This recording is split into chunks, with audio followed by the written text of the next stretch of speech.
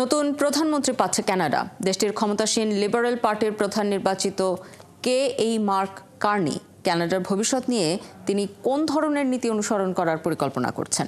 অর্থনীতিবিদ কার্নি কানাডার কেন্দ্রীয় ব্যাংকের সাবেক প্রধান, তাই আসন্ন সাধারণ নির্বাচনে তুলনামূলক শক্তিশালী কনজারভেটিভ পার্টির বিরুদ্ধে লিবারেলদের জয় ছিনিয়ে কঠিন লড়াইয়ের মুখোমুখি হতে হবে তাকে।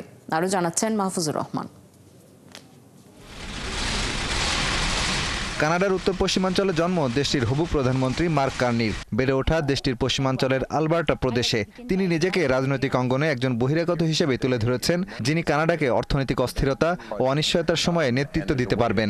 শিয়া বাটার ও ভিটামিন ই সমৃদ্ধ lily glam beauty soap. Lily, always beautiful.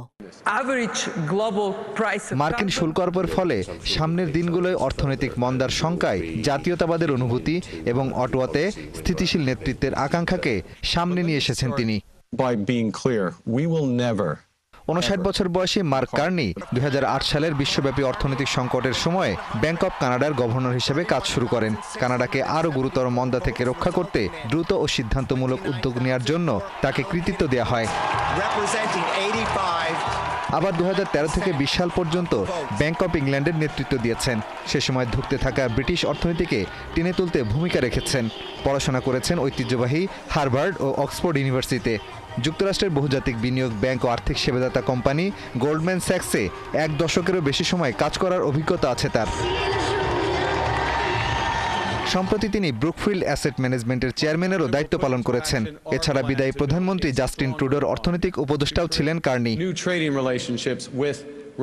তাই সংকটের সময়ে মার্ক কার্নি নিজের ব্যাংকিং অভিজ্ঞতাকে কাজে লাগিয়ে ট্রাম্প ঝড় সফলভাবে মোকাবেলা করতে পারবেন, এমনটাই মনে করছেন তার রাজনৈতিক সমর্থকরা। আমেরিকানদের কোনো ভুল করা উচিত না। হকির মতো বাণিজ্যের খেলাতেও কানাডা জিতবে, কারণ ট্রাম্প কানাডার শ্রমিক, তাদের পরিবার ও ব্যবসা বাণিজ্যকে আক্রমণ করেছেন।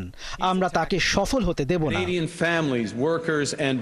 তাই সরকারি ব্যয়ে লাগাম টানা, আবাসন খাতে বিনিয়োগ বাড়ানো, কানাডার ব্যবসায়িক অংশীদারদের মধ্যে বৈচিত্র্য আনা, আবাসনে সাময়িক হ্রাস টানার প্রতিশ্রুতি দিয়েছেন মার্ক কার্নি।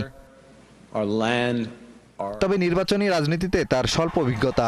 এরপরও লিবারেল পার্টির বছরের পর বছর ধরে সমর্থন কমে আসার লাগাম টেনে ধরার চ্যালেঞ্জও মোকাবেলা করতে হবে কানাডার এই হবু প্রধানমন্ত্রীকে। মাহফুজুর রহমান, ৭১।